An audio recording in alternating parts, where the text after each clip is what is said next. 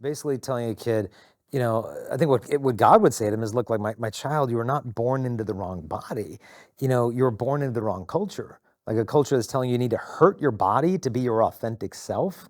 Your body doesn't need to be reconstructed. It's our culture that needs to be reconstructed. And what the body becomes is a false target of intervention. You have this angst, and it's like trauma trying to find an outlet. And it's like, it's hard to fight anxiety. It's hard to fight autism. It's hard to fight sexual abuse memories. It's hard to fight when your parents are getting divorced and everybody at school hates you. But if all of a sudden this shadow boxing becomes an actual concrete thing, my body, that's the issue, my body. Now I can feel like I'm getting somewhere.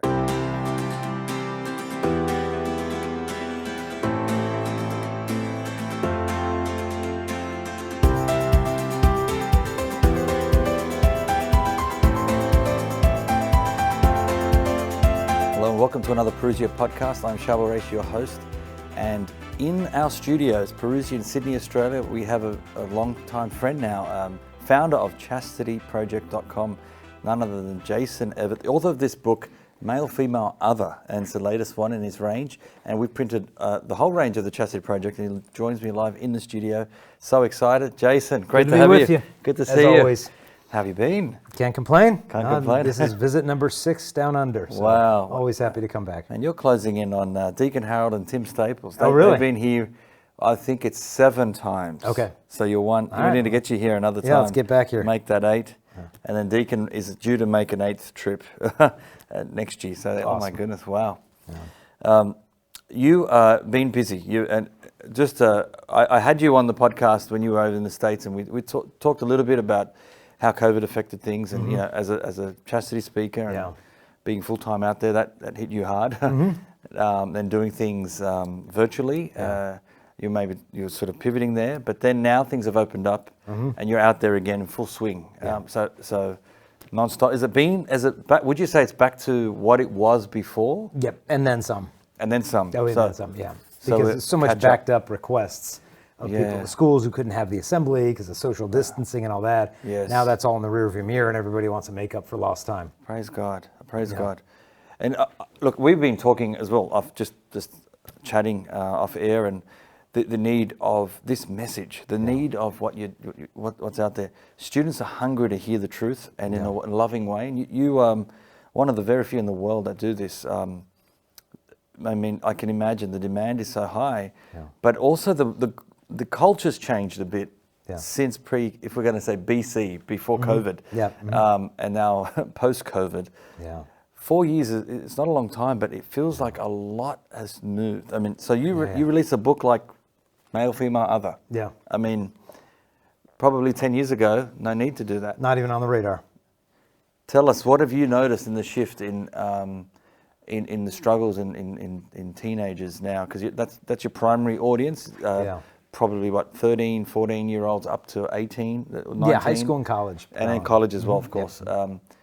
What have you noticed, I guess, and I'm just curious because the world looked very different, 4 or 5 years ago, and now it's moved so fast and it's still moving in a rapid rate. What have you noticed the major things there? Yeah, I don't think it's a coincidence that this massive ascent of people identifying as trans happened after the whole COVID thing, because of the amount of time that people were spending in social isolation, just spending countless hours scrolling through social media. In fact, there's a researcher named Dr. Lisa Littman, not a Catholic, not a conservative. She worked for Planned Parenthood. She noticed this trend happening of adolescent girls who typically come from progressive families, often go to public schools, spending an inordinate amount of time on TikTok, Instagram, Snapchat, and then coming out as trans, and then non-binary, and then their friend comes out as gender fluid, and this, that, pop. Before I know it, there's 6 or 7 girls all in the same school with these commonalities of spending massive amounts of time on social media because, they're struggling with their identity and a sense of connection, and then they find these gender labels that seem to kind of resonate with their lived experience of feeling like, I feel like I've never fit in with the women, and I feel like that I'm not quite one of them, and maybe maybe that's what I am. And so they're kind of finding themselves in these new identities. But I remember one girl saying to me, who's wrestling with it, she's like, I just wish I lived on a farm 30 years ago because I wouldn't be wrestling with any of this stuff. Wow, so that's clearly out there. And are you having to address this topic more in your presentations?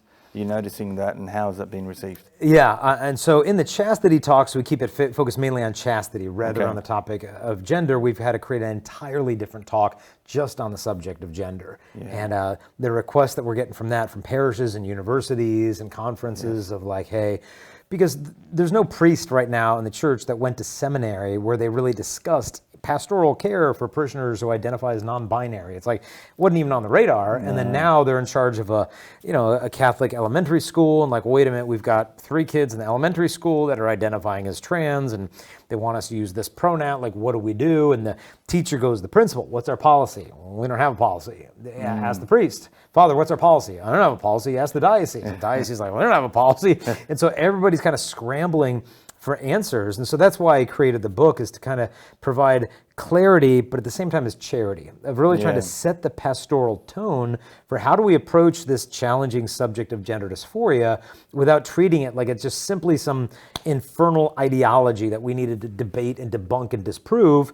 Like, well, yeah, there's that element of anthropology we have to look at, but these are also human beings that are really wrestling with gender dysphoria. And if they feel like all we have to give them is an argument, then it's like, okay, well, there's no room for me in the church to navigate the struggles that I'm having. Wow, so well put. You do have a gift in sharing Christ's love, and I know in the past, because years ago I remember the whole gay marriage debate and addressing that, and people were struggling on how to communicate with that and how to deal with that. And I would say, with a lot of the work, we're talking about what is love in relationships and dating, and you've written on this for years. Yeah. So I want to just sort of touch on it. Maybe a quick highlight. I've pulled this out to you talk about the dating blueprint. This is a big part of the ministry and what to do there. Before I want to dive into this book, but this very quickly, this book about dating, because it's been a big part of your career. You spent many years talking about this. What would people expect when they read this? Well, we came out with a book for the girls, How to Find Your Soulmate Without Losing Your Soul. And the guys are like, well, where's the book for guys? And I'm like, well, guys don't read. And they're like, no, like, we're literate, we want a book. And I'm like, okay. So I thought, what are the guys actually going to read? And then it just dawned on me. I'm like, that's what it is. I've always felt bad for the guys because all they get told with the relationships is what they can't do. Like, don't do this and don't do that and don't do that. And I'm like, all right, then they get to college and it's like, okay, I can't sleep with my girlfriend. I can't look at pornography with my girlfriend. I can't live with my girlfriend. Can't have an abortion with my girlfriend. I'm like, okay, I know everything I can't do with a woman, but what am I supposed to do with one? Oh, well, we don't teach that. Good luck in college, bye. And it's like, well, that's what we need. It's like a book on just dating etiquette to actually give these guys the specifics of like, okay, how do I know this is the right girl to date? Is it the right time to date? If so, how do I ask her out? What are dating etiquette tips of just like, where do I go on a first date? And like, just because guys just want specifics. That's and I think if you give them the specifics, and I started writing the book and then I quit because I'm like, well, guys don't care what I think about dating. Guys want to know what the girls think about dating, but girls don't want to tell the guy what they want the guy to know because they want it to come from him and not from her. And I'm like, how do you get around it? So I got on our social media. I'm like, okay, we got 100,000 women following us on social media who are single. So I said, ladies, just tell me what you wish we knew, and I'll put it in the book for the guys. Just like, how do you want to be asked out? How do you not want to be asked out? Where do you want to go on a first date?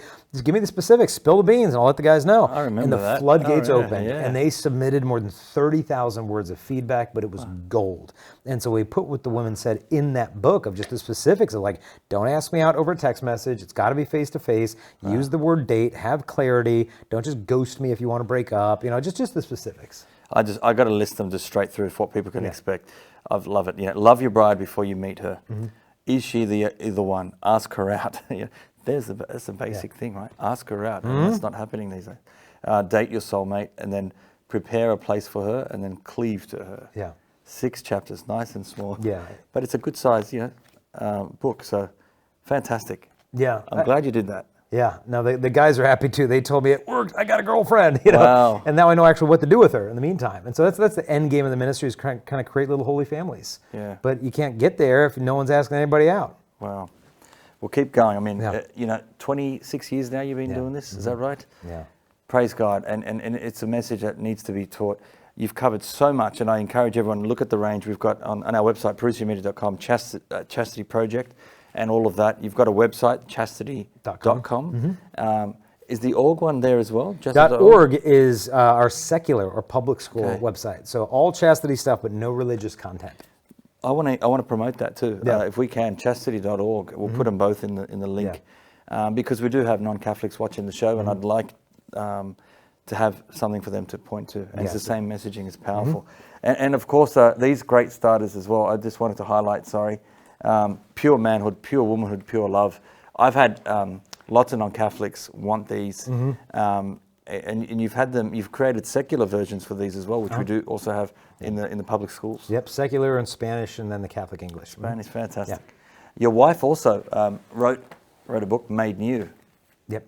What does she do in Well, it's this because, book? the whole Me Too movement came out years ago, Yes. hashtag Me Too, but there's like no follow-up to it. It's just like hashtag. Yeah. And it's like, okay, well, we need some follow-up. So she kind of shared in this book how she was sexually abused by somebody in her own family, and talks about how to kind of face it and heal it instead of absorbing the shame and the blame that doesn't belong to you in the first place. So she kind of walks you through all these lies you start to believe when these wounds aren't getting healed, of just like, I'm unlovable, or I'm not worth protecting, or it was my fault, or I don't need to go to counseling, or I don't need help.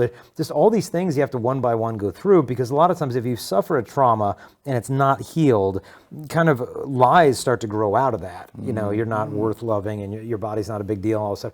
And then from these lies sprout bad fruit of promiscuity or body image issues, all this stuff, and that gets all the attention. But if you really get down to the root system, that's what needs to get healed, because otherwise you can just clip off the fruits, but they're going to be back in a couple of weeks. Yeah. And so we got to get down to that root system that's sprouting these lies, and so that's what she tries to do in the book. Wow, fantastic. It's a beautiful story how you met your wife and proposed, and we've do that. But now you write this book, and sometimes a lot of people don't want to talk about this. And so I congratulate you for going there. It's a Catholic guide to understanding gender. Yeah. And I want to really stress the way you do it in as respectful as possible. It's in a loving way, and you got all these different chapters. Gender theory claims. You cover quite a lot. There's a lot of research that's gone into this one. Yeah. Tell us about the process first. I mean, when the idea of just, I need to write this book, when did that sort of first idea come into your mind? Well, the idea came because I'm looking for the book and it wasn't there.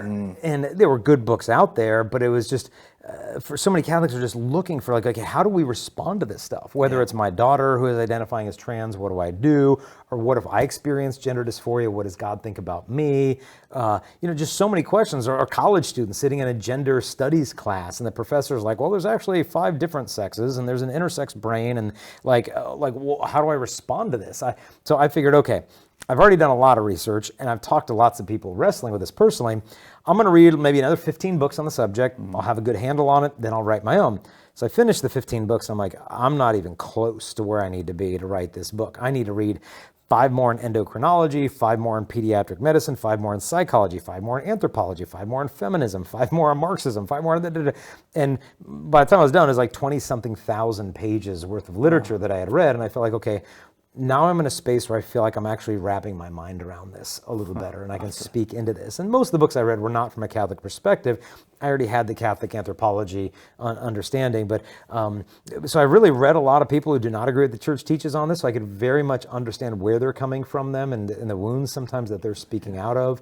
Because the last thing I want to do is put out a book and they're like, that's not what I believe, that's not what we think, and like kind of straw manning and misrepresenting their positions. And so I wanted to make sure that I'm reading Judith Butler, and I'm reading some of these, matriarchs of feminist thought and gender theory. And then if you look at the back of the book, there's more than 1,000 references in the endnote section that you can just go look at for peer-reviewed scientific journals on the brain research or disorders of sexual development.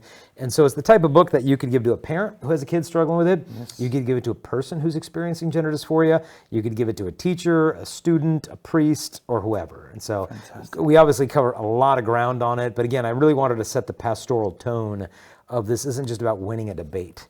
This is about accompanying people who are wrestling with a very difficult subject that needs someone not just to talk to them, but to hear them and to listen to them. I had dinner last week with a gentleman who identifies as trans, and he and I have been corresponding for a long time via email, but I never met him in person.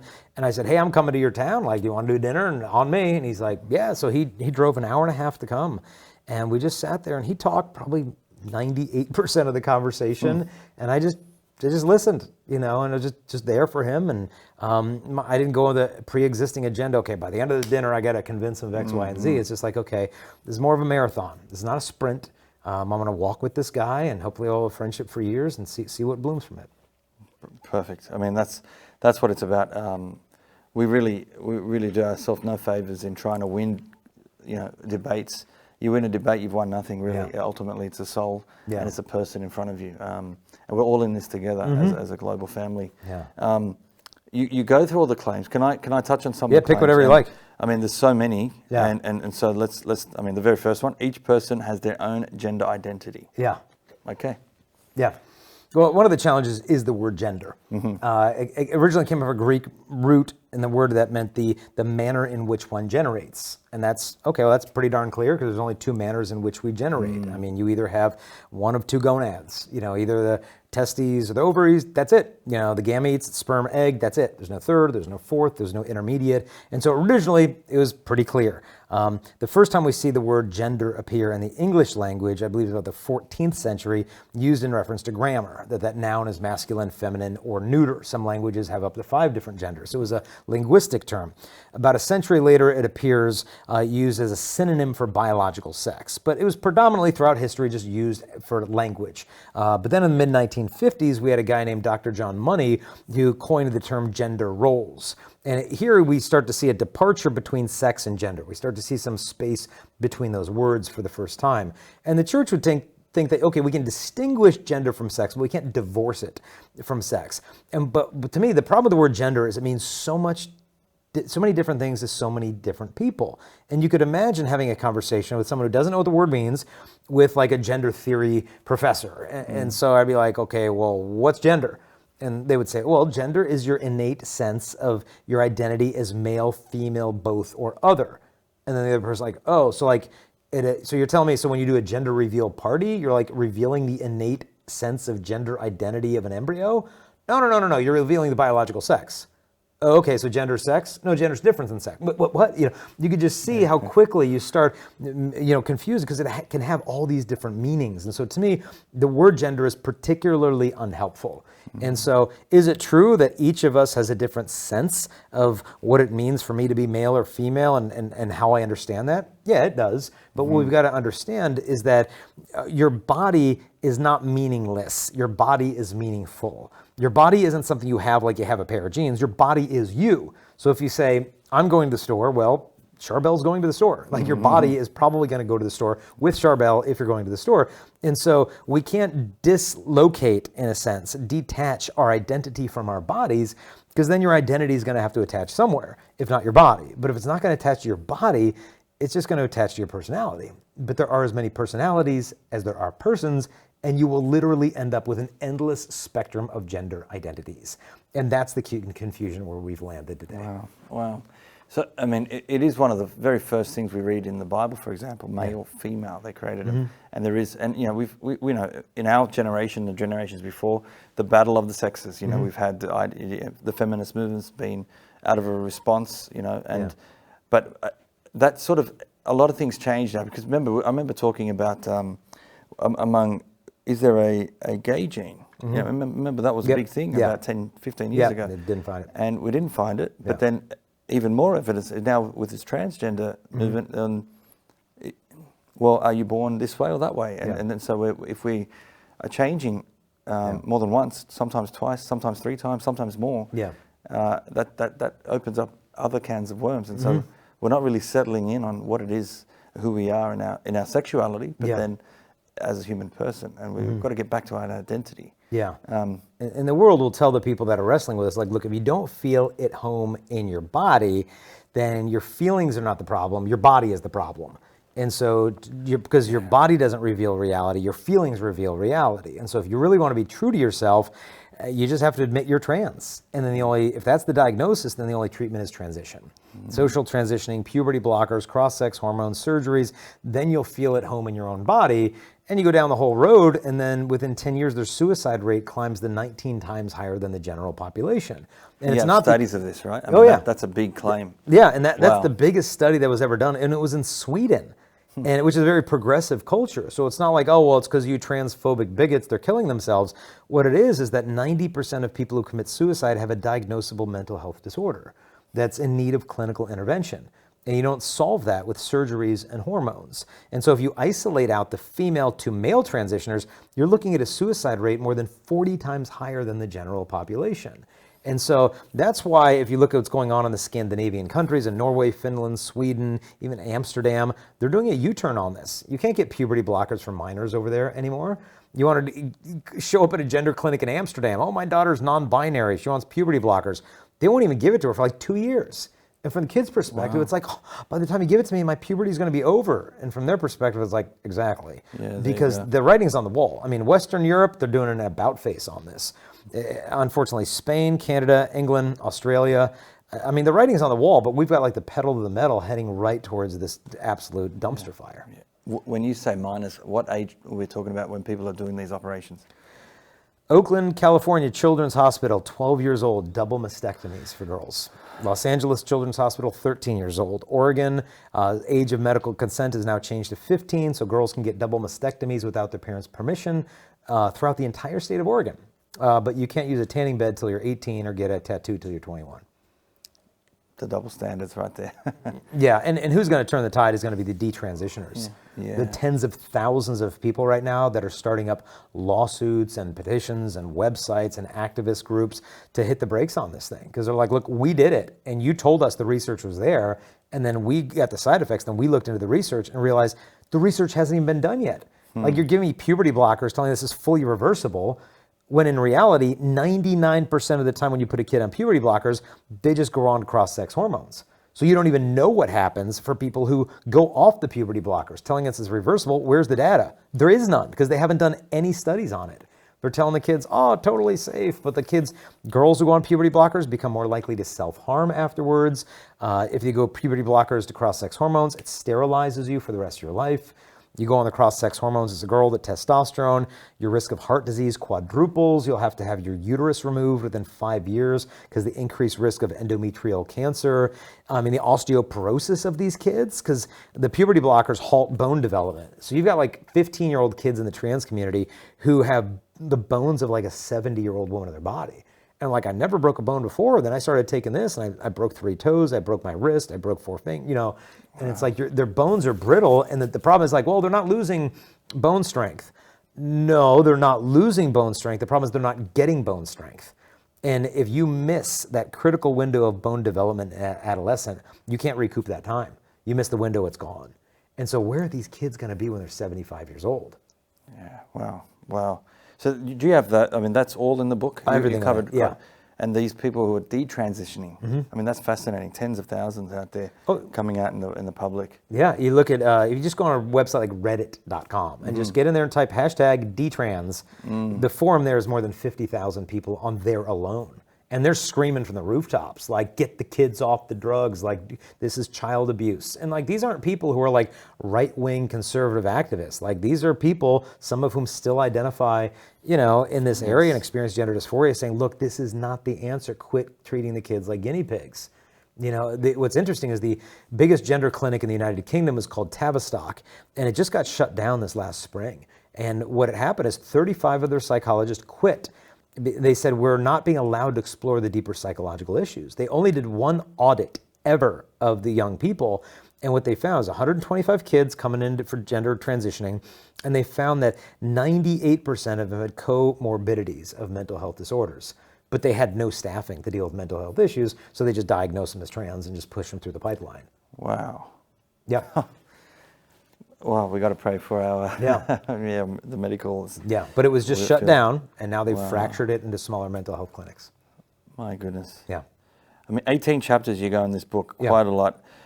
You do this one here. Trans people should be free to compete in sports, use restrooms, and enter public spaces that align with their gender identity. This is the topic. This is one of these are the claims. The claims. Yeah. I mean, more and more people are realizing female sports are starting to realize, hang on, there is a disadvantage here. Oh yeah, rugby. Well, I mean, you just look at like in America, USA Powerlifting just lost a lawsuit that they now have to allow people who identify as female, even though they're biological males, to compete in women's powerlifting sports. And what that means is if I were to identify as female, I would actually have the world record for deadlifting. in my age and weight class of any woman who's ever lived. I'd have the world record. I mean, that's how nonsensical it is. Yeah. And these women are they're losing scholarships, they're suffering injuries, getting their teeth knocked out. And it's like, who's gonna, because you gotta ask yourself, okay, who's gonna stand up for women's rights within the trans community? The men who want to be one or the women who don't? The answer is neither. And so as a result, it's a form of misogyny of just like, no, my desire to appropriate womanhood is more important than your safety in this sport and your scholarship and everything else. But in the States, people are starting to stand up against this. There was a women's swim team where a guy was allowed to get on the team identifying as a woman, and the girl's like, okay, well then you're the team, we're out of here. You can have your women's swimming team. It's just going to be a guy who says he's female. Now, we've got to have nuance here, though. And what I mean is, when it comes to issues of, like, let's say, domestic violence shelters, what's happening is men are showing up at these clinics, or at these domestic violence shelters, identifying as a woman, being allowed in because they can't discriminate based on gender identity. Then a woman who comes in, who's been domestically assaulted, goes into the shower area, and there's a guy in there. Then they go to the manager, there's a guy in the shower. And the manager says, well, that's actually a trans woman, and we can't discriminate based on gender identity, so you can either tolerate that person's presence or sleep outside yourself tonight. Like, okay, well, what about this woman? She just got domestically assaulted by a live-in boyfriend. She doesn't want to really share a shower with a guy who says that he's a woman. Fair enough. Okay, but then where does the guy sleep who identifies as a woman? Do we put him in the men's domestic violence shelter presenting as a woman where he's likely to get assaulted by the guys? Okay, then where does he sleep? Behind a dumpster in an alley somewhere? How do we care for him? And so you can see the complexity of these issues. Okay, this is a person who needs a safe place to spend the night, who probably doesn't feel safe, within. Or you look what's going on in the prisons. Almost every state in America has men who identify as women being allowed into the women's prisons. Pregnancies, rapes, sexual assault, childbirth. Like, what do you do with the baby born to an inmate who was impregnated through a sexual assault from another male inmate who thought he was a female?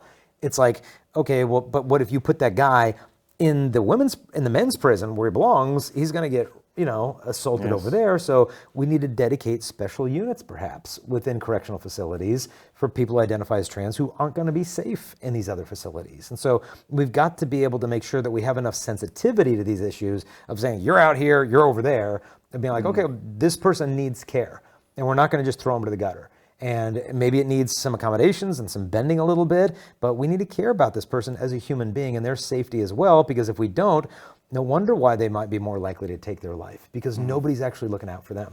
So true. A lot of this is really,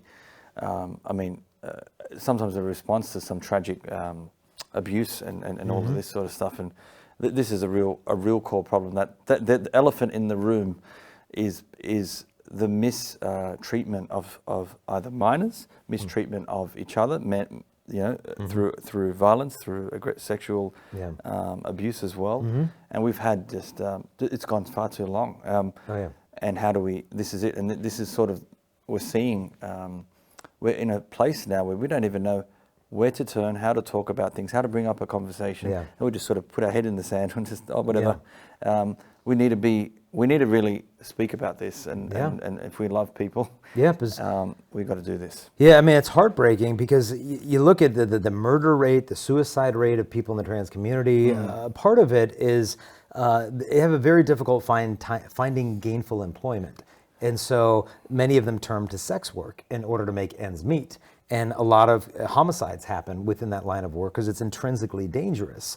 And obviously suicide leading out of that type of lifestyle as well. And so I think it's so important that we as Catholics approach this issue with ears and eyes, not just a mouth to debate and win some debate. And that's what we're doing right now. We're just trying to win a bunch of debates. And there's a time and place for that, and I understand the importance of it, but eyes and ears, I know a guy who does evangelization in gay and lesbian bars in Chicago. When he told me that, I'm like, wow, you're probably a pretty popular guy. I'm bringing your catechism into a lesbian bar. And he's like, no, we just talk about, the Bears and the White Sox. And I'm like, well, how do you talk about God?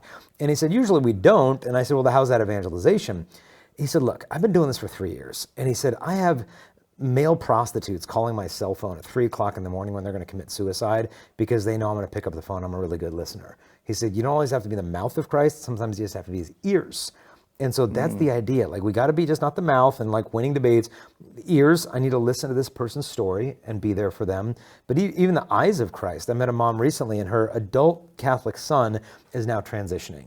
And the mother's just heartbroken. You know, she's probably 55, 60 years old or whatever, and she's devastated. And she's told the boy, the man, like, don't even come to my house in your wig and your mascara and your fingernails. I wouldn't even look at you if you come into my house. And I challenged her on it. I'm like, I said, I can understand it's hard to look at your son because it's very different than the way that you thought he'd ever look. But I said, you know what? She was Filipino, and so I used some Tagalog. I said, Mama Mary, I said, Mama Mary did not want to look at her son when they took him down off the cross and they placed him in her arms, but she didn't take her gaze off of him. And I said, your son needs your maternal gaze of love now more than he's ever needed it in his life. And your look of love is not a look of approval, an affirmation that just because I'm looking at you with love, I'm approving any decision you make, but he's waiting for your gaze. And she just broke down. And I said, look, Our Lady's heart was pierced and yours is going to be as well. Yeah. But don't take your gaze off your son. And so we've got to be the eyes of Christ, the ears of Christ, the mouth of Christ, the whole approach. And I think that's the pastoral tone that we need to set leading into this. Because I've talked to enough people that are like, yep, all you Catholics do is just hate and argue on social media. It's like, no, we got to do better than that. Yeah, praise God. God bless you. Keep going. That's so true. And the message of the gospel is so powerful, and it can pierce through if we actually live it and do that. Yeah. A couple more. You've got here, parents and educators ought to affirm any child who identifies as trans. What's this chapter at? Chapter 17. Yeah. It's a big deal now. Schools are definitely not going there. Teachers have their hands tied. What are your response? I mean, it's happening as young as kindergarten. So we're hearing this happening. Oh yeah. Right now, in some states in Australia, it's becoming illegal to even consider the possibility that they could be wrong. Yeah. So please. And it's interesting how they've hijacked the English language of saying, well, if you're trying to help a young person to feel at home in your own body, you're doing conversion therapy. But then if you're giving them cross-sex hormones and cutting their breasts off, you're giving them affirmative care. It's like, well, wait a minute. You're affirming their gender by cutting their breasts off, but converting them by helping them to feel at home in their own body. Ryan Anderson is a great Catholic thinker, said it's an Orwellian misuse of language. And so, the social transitioning is actually correlated with chemical transitioning, meaning if you have adults going along with this and be like, oh yeah, you want to change your name, your preferred pronouns, your restroom, your clothing, yeah, we'll go along with this whole thing. That's actually associated with higher rates of transitioning because in effect, the kid is looking for this social affirmation of, okay, you guys think I'm on the right track? Okay, then let's keep going through this. And it gets harder to detransition the deeper you get into it. It's like, I've already fought for this, that I am trans and I am this, and I want you to use my name, I want you to use my pronouns, I want my puberty blockers, I want my cross-sex hormones, I want my breasts cut off. And then it's like, wait a minute, how do I go back now that I've already demanded all of these things once I realize this might not be the right option for me? There was a girl named Kiara Bell over in England. She got puberty blockers at 16, affirmative care, cross-sex hormones at 18, affirmative care, double mastectomy in her early 20s, affirmative care. And then later in her early 20s, she realized, wait a minute, like, what did I do to my body? And then she looks up, like, what did you adults let me do to my body? And she sued the biggest gender clinic in the UK, the Tavistock, and she won. It took it up all the way to the High Court in England, and they ruled that indeed you cannot have informed consent for these procedures at the age of 16 or 18 years of age. And so parents need to get their head out of the sand and just look at what the detransitioners are saying. Look at why the Western European countries have done an about face on this issue. I mean, Sweden is not denying minors puberty blockers because they're such a progressive conservative culture. It's because the data is clear. We're harming these kids with this treatment, not helping them. Wow, so true. Powerful. Yeah. What I want to say, I mean, we mentioned before, I mean, the idea of abuse, and a lot of this can come out of abuse, but where actually the solution isn't to give further abuse. Yeah, and that's what we're doing, in basically. Yeah, it's basically telling a kid, I think what God would say to him is, look, like my child, you were not born into the wrong body. You were born into the wrong culture. Like a culture that's telling you need to hurt your body to be your authentic self. Your body doesn't need to be reconstructed. It's our culture that needs to be reconstructed. And what the body becomes is a false target of intervention. You have this angst, and it's like trauma trying to find an outlet. And it's like, it's hard to fight anxiety. It's hard to fight autism. It's hard to fight sexual abuse memories. It's hard to fight when your parents are getting divorced and everybody at school hates you. But if all of a sudden this shadow boxing becomes an actual concrete thing, my body, that's the issue. My body. Now I can feel like I'm getting somewhere if I get puberty blockers, if I put a binder on. I feel like I'm actually taking control of something when my whole life feels out of control. It's much like an eating disorder.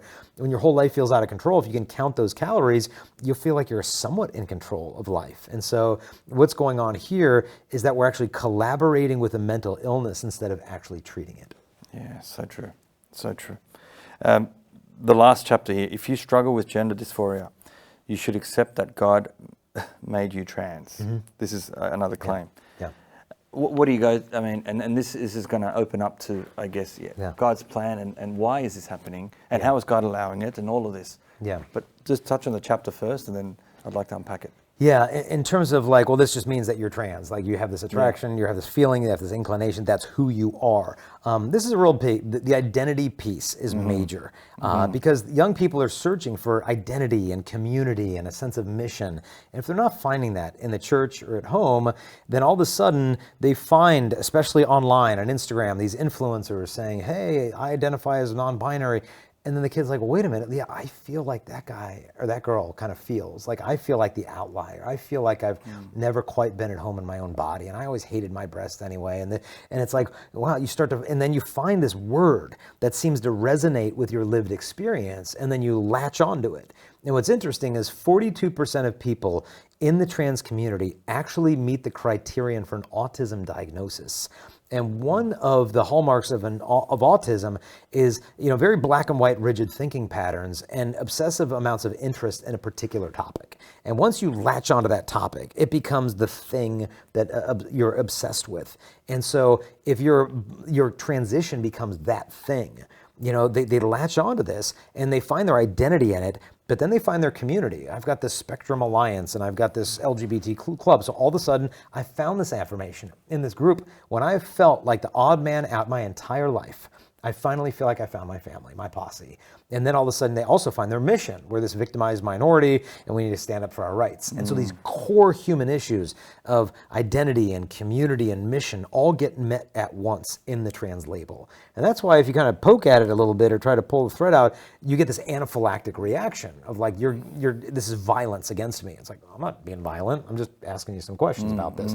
It's because you're tapping into these core issues. And so for a person who experiences these things, what they need to understand is that we understand that this language may resonate with your lived experience, but your identity isn't trans. Your identity is you're a beloved child of God. That's who you are. We can't add the word trans to another word and create a new reality. That's not how the world works. I can't call myself transracial or trans age or transgender. Like the human being can't actually change sexes. And they might say, yeah, no, I'm not saying I'm changing my DNA. What I'm saying is I just want to look how I feel.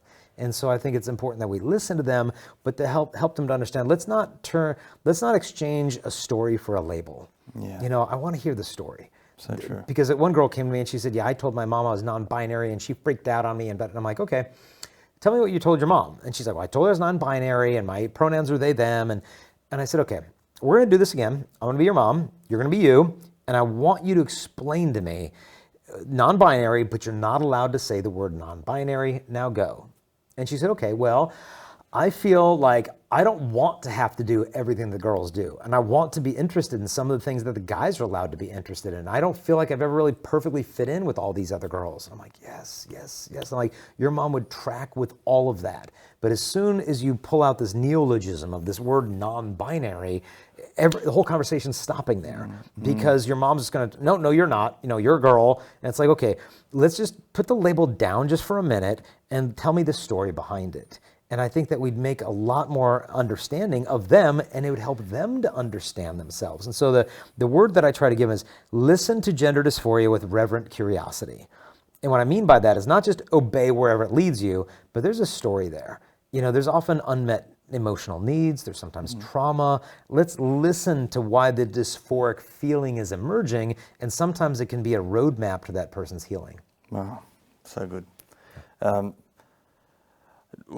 Wanted to look at this from the idea of love and wanting that we're destined, we're made for love, we're made by love, we're made for love.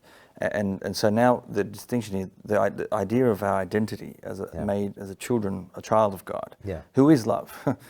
And many of us, if you're not called to a religious life, or then you want to be married, but then there are some people who just need to figure this out first. What sort of, tips? We've said a lot, but read the book, pray. But just struggling, not if you are one watching this, listening to this, and you are confused about, are you a male or female? Do you think you're something else or feel like you're something else? What advice would you give that person right now to begin? What's the first step? Well, one is to know that God gets you. Even when you don't feel accepted by others, not even accepted by yourself, when you feel a mystery even unto yourself, He's the only one that really gets you. Even people online in the trans community and support groups, even they weren't there for you in the middle of the night when those tears were kind of landing on your pillow and you just felt like more alone than ever. God was actually with you in that moment, and then there's an Old Testament passage that talks about how He stores all of our tears in a vial. I was actually over in the Holy Land, and you can actually get from some archaeological sites these vials that were actually little vases that women would collect their tears in and would actually keep them. And so when it talks about the woman bathing Christ with her tears, it's because they actually stored them, and she would have poured out her tears onto the feet of Christ. But the Old Testament said that God stores them all in the vial, that He's actually collecting them when you're not there doing it. And so to have that idea of that compassionate God who sees you in that moment, and know that you're not a walking abomination to God because you're wrestling with your gender identity. This is a huge piece. They think that they're constantly just in the displeasure of God because they're wrestling with this, as if it's something that they chose. I'm just going to do this to defy God. No, it's like, no, I just want to survive. I just want to feel at home in my own body. And just know that He gets you, and that He's willing to walk with you, that church loves you, and that we ask their forgiveness for the times that we have failed to treat them with love and respect and kindness. And so we need to maybe do some apologies. And I think that would do a lot to improving the relationship because there are people in the Catholic Church, perhaps sitting right next to you in the pew on Sundays, who wrestle seriously with gender dysphoria. But they're just trying to pull it together on Sunday to fit the norm, of what they're supposed to look like. But behind closed doors, they're really wrestling. And if they hear you making fun of that tranny and this and that, well, heck, why would they even want to come to the church? And so we've got to understand that we need to make a home for these individuals and walk with them and know that God loves them, and it's not a sin to experience gender dysphoria. And so God gets you. Even when you don't get yourself, He's the one who always will. Praise God. Do you cover this on the website, Chastity? Do you have articles? I know you got it on all the dating topic, but on this topic, are there resources online? If you go to chastity.com/gender, we have one page that houses all of different interviews, peer-reviewed scientific journals, a link to get the book, interviews like Jordan Peterson with Chloe Cole, who's a detransitioner. So legal advocacy groups that parents can work with to defend their rights, because a lot of times they'll have a divorce going on, a custody battle. Dad wants to let the kid transition, mom does not. Really difficult issues. Or even in some countries where they want to take away your parental rights because you're not affirming the gender identity of the kid. And I've seen some heartbreaking stories of parents that lost custody of their kid, and the kid got involved in all the stuff, and the parent is just begging the state, look, my child needs mental health services, not puberty blockers. And the kid commits suicide, and it's like he never got the intervention that the child needed. And so it's heartbreaking stuff. And so at chastity.com/gender, you'll find a lot of these resources and links. Wow, awesome. Can we just as we come to a close, one of the final area, I want to come back just to the core of of relationships and of the cell society is the family, the unit, and the concept, how right in the beginning, what is it? Male, female, children. But let's face it, 1 in 2 marriages are ending in divorce. Those who are surviving would probably admit it's not been the most greatest of relationships. Some are just putting up with it because we're not seeing marriages thriving. There's we're not seeing enough examples of what a healthy marriage looks like. What would you say now to those who are in a relationship, a married relationship, those who have a family and children, those whether they're newlyweds or been married decades and decades and decades, and those engaged to be married? We need healthy marriages. How can we achieve that? What's the secret? Because I think with the healthy marriage, and you correct me if I'm wrong, if we have healthy marriages, we will have healthy families. If we have healthy families, we will have healthy children, and I'm talking the whole being, the society will benefit. But we've really have ripped apart what that looks like. Well, if you want to have a healthy marriage, you need healthy people to get married, which means deal with your stuff before you get married. Instead of thinking your marriage is going to be some kind of a car wash, and you put on your wedding ring and all your porn addiction goes away, and you put on your bridal veil and all the trauma or mental health issues that you never dealt with are just going to disappear with that. And so we've got a lot of people going to marriage prep class, and that's not marriage prep. That's like triage. Like that there is some serious stuff that should have gotten dealt with a long time ago. Emily Wilson is a woman I know who does a lot of work with engaged couples, and she said what's been fascinating is she's never met an engaged couple ever who regretted breaking off their engagement. But the number of people who regret not having broken off their engagement is staggering. Wow. And so a lot of times there's red flags and they're not getting dealt with before marriage. And then you're wondering why your marriage is a dumpster fire. And it's like, well, you should have invested 5 years of your single life to mental health services and counseling and trauma recovery and all these things and sex addiction therapy or whatever it is you needed to deal with, you didn't deal with. And now it's going to get a lot harder in marriage because you've got so much other stuff going on and stresses and, triggers and things like that, some of the stuff could be so severe that they could actually threaten the validity of the marriage itself if you don't deal with this stuff. Other stuff will be like, no, it's a valid marriage, but it's going to be a tough road ahead, and you're going to have to deal with a lot of stuff and baggage that probably should have gotten unloaded before the wedding day. And so it's never too late to deal with the stuff. I mean, couples need to go to counseling and things like that, but sometimes it can end in some very difficult divorces and even annulments where it was like, wow, this person didn't even have the psychological capacity to enter into what was a spousal bond. They were not able to assume the essential obligations of a marriage because psychologically they were just not there. And so, or there was stuff there hiding and lying. And so we need these solid marriages, and it's obviously easier said than done, but get the counseling, find a good Catholic marriage therapist, because the family's under attack because it's the weapon. That's why it's under attack. It's like the Top Gun movie that came out last summer. The whole theme of the movie was like, kill the enemy's weapon. That's the whole thing. The whole plot was we got to bomb that thing. Why do they want to bomb that thing? Because that was the weapon. So to me, the family is the weapon that God wants. And so the devil's going to point all of his guns at that, because if families can just be what they're called to be, the devil's got no chance. Wow. And so that's the thing. G.K. Chesterton called the family a cell of resistance to oppression. Right, absolutely, amen. You talk about that as well, right? In some of your work. Praise God. Keep going. Well, I want to thank you. Thank you. I wish I could keep going for hours. I mean, there's so much to cover, but and this is the thing. We just start one thing at a time where we're at, and I would like to congratulate you on the book. Thank you. And I encourage people to get this book. So male, female, other. Let's go through this. Let's learn the facts. Let's learn how to respond. And your website again, chastity.com. That's it. Very simple. That's it. And those who are non-Catholic, you recommend chastity.org. Well, yeah, come to both of them. Yeah, chastity.org has no religious content. Chastity.com is much more robust, but has the faith-based content. Brilliant. Thank you. And let's keep going. We're here right behind you at Parousia and want to keep supporting you, praying for you. Pray for us. And we'll do. Thanks for coming to Australia. I'll keep up the great work. Back. Thank you. God bless you. Yeah. Thanks everyone for watching. I hope you learned a lot in that episode. It was only a short one. I really wish we can keep going, but get the books, go to chastity.com or .org, and at parousiamedia.com we've got the resources. Subscribe to this YouTube channel, at Parousia Media YouTube channel. Click the bell, and please share these videos around among your friends. We're giving more and more content away on YouTube, and of course all of the popular podcast platforms again. Thanks, everyone. Please pray for this man. He's doing important work, his family, and pray for all those young people, the teenagers and college-age students who are listening and hearing the message.